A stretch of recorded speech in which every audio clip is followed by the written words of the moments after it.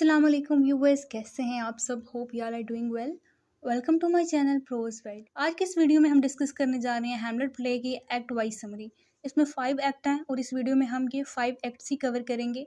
इस वीडियो के कैरेक्टर और ओवरव्यू पे अलग से वीडियो है और उन दोनों वीडियो का लिंक मैं डिस्क्रिप्शन में ऐड कर दूंगी। सो व्यूअर्स, इस वीडियो में हम डिस्कस करेंगे ओवरऑल हैमलेट की समरी एक्ट वाइज। तो स्टार्ट करते हैं आज की वीडियो। ये जो हैमलेट है प्ले, ये शेक्सपियर ने लिखा था 1599 से 1601।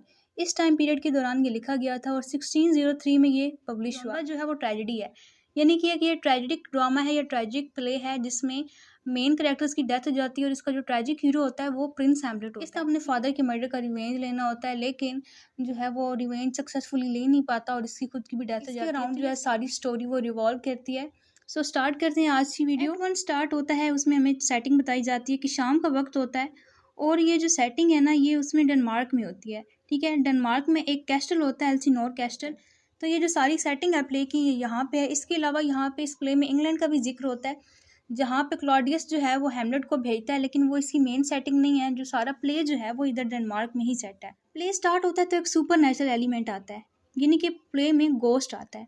वो गोस्ट किसका होता है? वो किंग हैमलेट का गोस्ट होता है। किंग हैमलेट की डेथ हो चुकी होती है, उसका मर्डर हुआ होता है और उसका गोस्ट आता है। ठीक है, वॉचमैन होते हैं शाम के टाइम और हिराशियो भी होता है। हिराशियो जो होता है वो इसका जो मेन कैरेक्टर है ना, यानी कि प्रिंस हैमलेट, उसका ये बेस्ट फ्रेंड होता है। तो ये दोनों जो है वो इस गोस्ट को देखते हैं और ये कहते हैं कि ये जो गोस्ट है ये तो किंग हैमलेट का लग रहा है, यानी कि प्रिंस हैमलेट के फादर का लग रहा है। ये क्या कहना चाहता है? लेके स्टार्ट में ही ये गोस्ट आता है। उसके बाद ये होता है कि ना डेनमार्क इन्वेजन बाय यंग 14 बास ऑफ हैमलेट की डेथ के बाद जो है किंग हैमलेट का भाई क्लॉडियस वो किंग होता है। ठीक है, वो किंग बन जाता है और वो बताता है कि हमें बहुत ही खतरा है, डेनमार्क को खतरा है 14 बास से। 14 बास जो है ये नॉर्वे का प्रिंस होता है। तो वो कहते हैं कि हमें इससे खतरा है तो यहाँ पे हमला न कर। इसके बाद क्या होता है कि ये जो क्लॉडियस होता है, यानी कि ये जो न्यू किंग होता है, ये एड्रेस करता है कोर्ट को, जस्टिफाइज मैरिंग क्वीन गर्ट्रूड।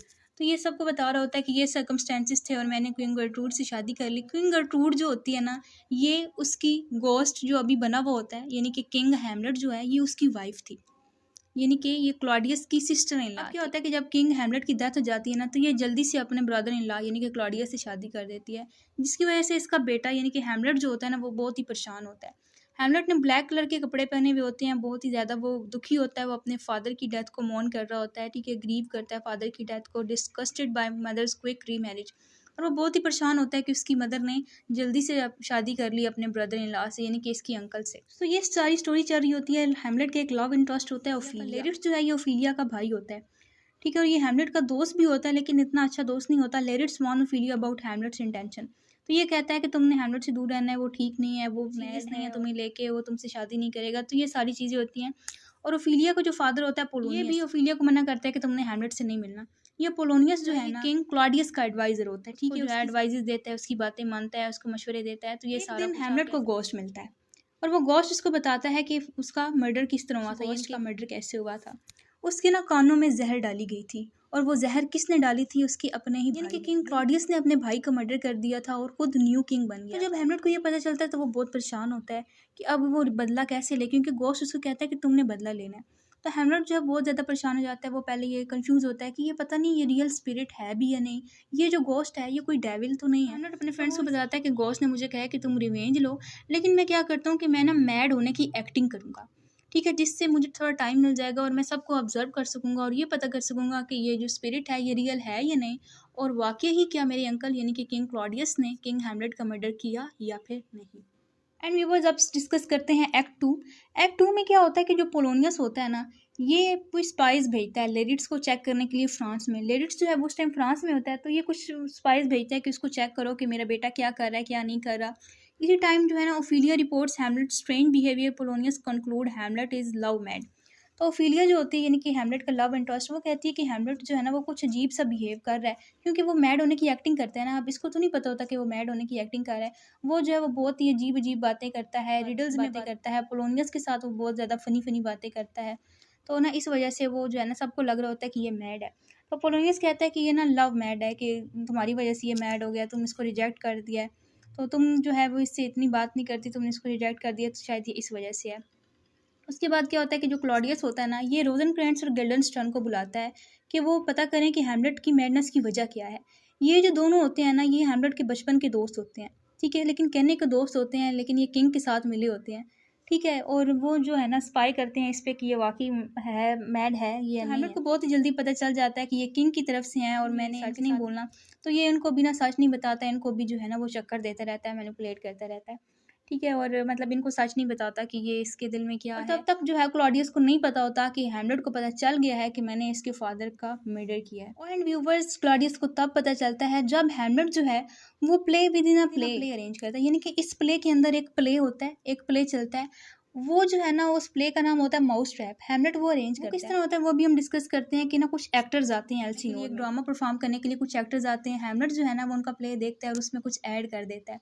वो ना उसमें एक मर्डर वाला सीन है एग्जैक्टली जिस तरह उसके फादर का मर्डर हुआ था, यानी कि कान में पॉइजन डाल के। Hamlet request scene about a king's murder to be added. ठीक है, वो ये वाला सीन ऐड कर देता है। तो उसका ये प्लान होता है कि सेम इसी तरह क्लॉडियस ने अपने भाई का मर्डर किया था।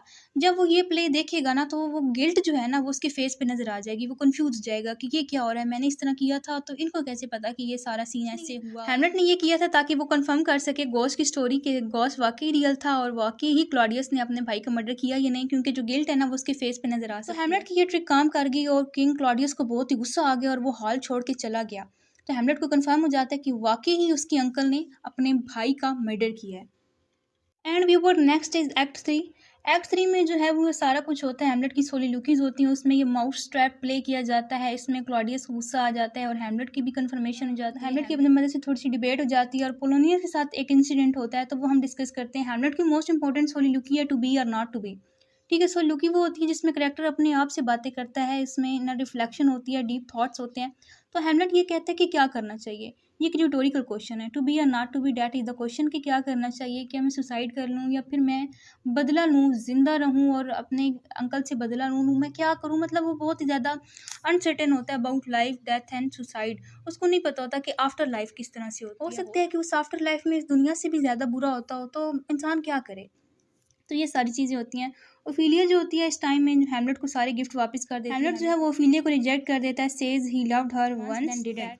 तो ये ओफिलिया के साथ भी काफ़ी मिसबिहेव करता है और ये जो सारी चीज़ें हैं ना ये क्लॉडियस और पोलोनियस जो है वो छुप के देख रहे होते हैं। हैमलेट तो प्रिटेंड कर रहा होता है कि वो मैड है, लेकिन कुछ उसका वाकई ही थोड़ा बहुत डिस्टर्ब भी होता है अपने फादर की डेथ की वजह से, और वो जो अचानक उस पर एक जिम्मेदारी आ गई कि उसने बदला लेना है और वो इतना उस टाइम इसकी एज भी नहीं थी और उसकी मदर ने जल्दी से शादी कर ली, तो वो सारे इंसिडेंट की वजह से वैसे भी थोड़ा डिस्टर्ब होता है। Claudius sense danger decide to send Hamlet to England.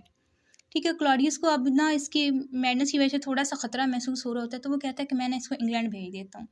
तो इसी टाइम में जो माउस ट्रैप प्ले होता है, ठीक है, वो जो हैमलेट अरेंज करवाता है उसमें जो है वो माउस ट्रैप प्ले परफॉर्म किया जाता है, जिससे किंग क्लॉडियस को बहुत ही गुस्सा आ जाता है और वो हॉल छोड़ के चला जाता है। तो बस एक्ट 3 में जो टेंशन है ना वो पीक पे चली जाती है, यानी कि एक्ट 3 में क्लाइमैक्स आता है। इसमें क्या होता है कि ये जो सारा इंसिडेंट होता है ना, इसके बाद ये हैमलेट जो है अपनी मदर के रूम में जाता है, यानी कि अपनी मदर के चैम्बर में जाता है और कहता है कि आपने बेट्रे किया, आपको पता था कि मेरे फादर का मर्डर हुआ। इस प्ले में क्वीन गर्टरूड के करैक्टर जो है वो एम्बिगुअस है, इतना क्लियर नहीं है, लेकिन एक बात तय है कि ये अपने बेटे को वाकई ही प्यार करती होती है, मतलब केयर करती है उसकी। एक चीज़ एम्बिगुअस होती है, वो क्लियर नहीं होती कि क्या इसने किंग क्लॉडियस के साथ मिलकर अपने हस्बैंड का मर्डर करवाया। इसको पता था कि उसका जो है मर्डर वो उसके भाई ने किया, तो ये चीज़ क्लियर नहीं है, जिसकी वजह से इसका जो करैक्टर है वो एम्बिगुअस है। तो हैमलेट जो है वो काफ़ी अपनी मदर के साथ थोड़ा मिसबिहेव कर जाता है। इसी दौरान जो पोलोनियस है ना वो पर्दे के पीछे कान लगाए खड़ा होता है कि ये क्या बातें कर रहे हैं, और मैं फिर जाके ना सारी बातें क्लॉडियस को बताऊंगा कि ये क्या क्या बातें कर रहे थे। तो हैमलेट को लगता है कि ये पर्दे के पीछे जो है ना ये क्लॉडियस है। हैमलेट जो है ना वो तलवार से वार करता है, यानी कि स्टैब करता है। उसको लगता है कि ये क्लॉडियस है, लेकिन वो उसके पीछे तो पोलोनियस होता है और पोलोनियस को वो तलवार लग जाती है और उसकी वहाँ पे डेथ हो जाती है। अब इस डेथ की वजह से ना स्टोरी क्लाइमैक्स पे आ गई है। इसी दौरान फिर गोस्ट भी आ जाता है दोबारा एक्ट 3 में। गोस्ट जो है वो टोटल 4 बार आता है, 3 बार एक्ट 1 में आता है और चौथी बार वो एक्ट 3 में आता है। तो वो सिर्फ हैमलेट को नजर आ रहा होता है, तो वो कहता है कि तुमने ना गर्टरूड को कोई नुकसान नहीं पहुंचाना, इसका कोई इतना कसूर नहीं था। क्लॉडियस को जब पता चलता है कि इसने पोलोनियस का मर्डर कर दिया है और वो जो सारा माउस ट्रैप प्ले हुआ, तो ऐसे लगता है कि इसको शायद पता चल गया, तो वो कहता है कि हैमलेट को जल्दी से इंग्लैंड भेज देता हूँ और वहाँ जो है ना मर्डर करवा दूंगा ताकि मुझसे जो है वो टेंशन उतर जाए। नेक्स्ट क्या होता है व्यूवर्स, एक्ट 4 में एक और मेन कैरेक्टर की डेथ होती है। मतलब इतनी मेन तो नहीं होती, लेकिन उसकी डेथ होती है तो कुछ उसके भी रिजल्ट्स होते हैं जो ट्रेजिक मोमेंट्स में। उसमें क्या होता है कि ओफिलिया की डेथ होती है। किंग क्लॉडियस जो है वो हैमलेट को भेजता है इंग्लैंड रोजेनक्रेंट्स और गिल्डनस्टर्न के साथ, और उनके पास एक लेटर होता है जिसमें लिखा होता है कि ये जो हैमलेट है इसको मार दो। ठीक है, वो किंग के पास ही वो लेटर जाना होता है, तो वो ये साजिश करता है कि ना ये लेटर देंगे और ये जो हैमलेट है ना इसकी इंग्लैंड में ही डेथ हो जाएगी। Hamlet hides Polonius body, mocks Rosencrantz, Guildenstern and Claudius. जो हैमलेट ने पोलोनियस को मारा होता है उसकी वो बॉडी को हाइड कर देता है और वो सही मॉकिंग टोन में होता है। ओफीलिया जो है ना वो इस वजह से मैड हो जाती है। यानी कि जब हैमलेट उसके साथ ठीक से बिहेव नहीं कर रहा, उसके फादर का उसने मर्डर कर दिया, उसको फादर की डेथ हो गई, तो वो मैड जाती है, वो गाती है, उसके पास कुछ फ्लावर्स होते हैं डिफरेंट किस्म के, मेंटली वो बहुत ज़्यादा डिस्टर्ब हो जाती है। और व्यूवर जब ये सारे इंसिडेंट हो रहे होते हैं तो लिरिट्स जो है वो वापस आ जाता है फ्रांस से, तो वो बहुत ही गुस्से में होता है कि हैमलेट ने मेरे फादर का मर्डर कर दिया। और जो क्लॉडियस है ना वो उसको और मैनिपुलेट करता है ताकि ये जो लिरिट्स है ना ये जो है ना वो हैमलेट को मार दे, मेरा काम और आसान हो जाए। तो ठीक है, तो ये क्लॉडियस भी यहाँ पे इसको मैनिपुलेट करता है। हैमलेट को उस लेटर के बारे में पता चल जाता है और वो रोजेनक्रेंट्स और गिल्डेनस्टर्न पे वैसे ही नहीं ट्रस्ट करता होता, तो वो क्या करता है लेटर को चेंज कर देता है। हैमलेट खुद तो वहाँ से शिप से भाग आता है और ये लोग जो है इंग्लैंड पहुंच जाते हैं और जब वो लेटर खुलता है और पता चलता है रोजेनक्रेंट्स और गिल्डेनस्टर्न ही मारे जाते हैं। और इस दौरान जो है ना ओफीलिया वो डूब जाती है। अब ये क्लियर नहीं होता कि वो एक्सीडेंटली डूबती है या फिर वो सुसाइड कर लेती है। आती है तो वो कहती है कि वो एक ट्री के पास थी और वो गार्लैंड्स डाल रही थी फ्लावर के ट्री की ब्रांच में, तो वो गिर गई है एक्सीडेंटल या फिर सुसाइड। तो ये सारा सीन होता है, ज़्यादातर परसीव यही होता है कि उसने अपनी मैडनेस की वजह से सुसाइड की, लेकिन ये डेथ जो है ये एक्सीडेंटल भी हो सकती है। And viewers now let's discuss act 5, the final act of this play. इसमें क्या होता है कि ग्रेव यार्ड सीन होता है, ठीक है, ग्रेव डिगर सीन होता है। इसमें दो दो लोग जो हैं वो ग्रेव डिग कर रहे होते हैं। वो ग्रेव किसकी होती है? ओफीलिया की होती है। और हैमलेट को स्टार्ट में नहीं पता होता कि ओफीलिया की डेथ होगी और वो ओफीलिया की कब्र खोद रहे हैं। तो ना उन ग्रेव डिगर को वहाँ से एक स्कल मिलती है और वो स्कल निकाल के बाहर फेंक देते हैं। वो स्कल जो होती है वो यूरिक की होती है। हैमलेट जो है ना वो यूरिक को जानता होता है, ठीक है, और वो यूरिक वो कहते हैं last year Horatio this is Yorick skull, मैं इसको जानता था, ठीक है। तो ये ना यहाँ पे वो बहुत ज़्यादा थोड़ा इमोशनल हो जाता है, थोड़ी उसकी फिलॉसफी होती है, डार्क ह्यूमर यूज़ करता है, तो मतलब ये थोड़ा फ़नी सीन भी होता है इसमें जब वो उनका इनकाउंटर होता है ग्रेव डिगर के साथ। मेंटालिटी की बात करता है, जितने भी ग्रेट मैन थे उनकी सेम फेट है, हर इंसान ने मर जाना होता है। तो यहाँ पे वो डेथ का थीम बहुत ज़्यादा होता है। Hamlet and Laertes fights at Ophelia grave. Hamlet and Laertes fight at Ophelia grave. अब यहाँ से ना वो लिरिट्स भी आ जाता है और वो आके ये दोनों ना आपस में लड़ने लग जाते हैं। तब उसको पता चलता है कि ओफीलिया की ग्रेव है और ओफीलिया ने सुसाइड कर लिया या फिर उसकी डेथ हो गया। तो वो दोनों ही लड़ते लड़ते उस कब्र में घुस जाते हैं और एक दूसरे को मारने लग जाते हैं। ये बात इतनी ज़्यादा नहीं होती, लेकिन यहाँ पे फिर जो क्लॉडियस है ना वो एक ड्यूएल अरेंज करता है, यानी कि एक आप कह सकते हैं लड़ाई अरेंज करता है खेल खेल में कि ये लोग लड़े हैं, देखते हैं कौन बहादुर है, इस तरह करके। क्लॉडियस जो है ना वो प्लान करता है कि लड़ाई के दौरान मैंने हैमलेट का मर्डर करवा देना है। तो वो क्या करता है कि जो स्वर्ड होती है ना लिरिट्स की, उसके साथ वो पॉइजन लगा देता है कि जब लिरिट जो है वो स्टैब करे हैमलेट को, हैमलेट की बॉडी में पॉइजन चला जाए और हैमलेट की डेथ हो जाए। और इसके अलावा वो वाइन होती है ना वो एक वाइन का ग्लास होता है, उसमें भी वो जहर मिला देता है। तलवार उसको ना लगी तो ना मैं उसको ये वाइन पिलाऊंगा, इसमें जहर होगी तो वो इस वजह से मर जाएगा। एंड व्यूवर्स फाइनल एक्ट में जो है ये लड़ाई शुरू हो जाती है। हैमलेट जो है उसको वो लग जाती है तलवार, ठीक है, जिसके साथ पॉइजन लगा होता है। गर्ट्रूड जो है हैमलेट की मदर, वो गलती से वो पॉइजन पी लेती है जिसकी वजह से उसकी डेथ हो जाती है। लिरिट्स जो है वो भी उसको भी जख्मी हो जाता है क्योंकि उसकी जो तलवार है ना वो हैमलेट के साथ एक्सचेंज हो जाती है और वो जो इसकी तलवार के साथ जहर लगी हुई उसके साथ इसको भी जख्म हो जाते हैं। लेकिन ये जब वांटेड होता है, जब ये मर रहा होता है ना, तो ये ना हैमलेट को सारी बातें बता देता है। हैमलेट को ये बता देता है कि ये क्लॉडियस का सारा प्लान था, इसके साथ जहर थी, उस वाइन में भी जहर थी और मेरी तलवार के साथ भी जहर थी। तो हैमलेट क्या करता है, उसी तलवार के साथ जो है वो वार करता है क्लॉडियस पे, यानी कि उसी तलवार के साथ स्टैब करता है क्लॉडियस को, उसको फोर्स करता है कि वो जो पॉइजनस ड्रिंक है ना जो कि गर्ट्रूड ने गलती से पी ली थी और थोड़ी सी वो बच गई थी, तो वो उसको फोर्स करता है कि तुम ये भी पियो। तो जो है क्लॉडियस वो भी पी लेता है, वो लेडीज़ को माफ़ कर देता है क्योंकि लेडीज़ ने उसको सारी स्टोरी बता दी होती है।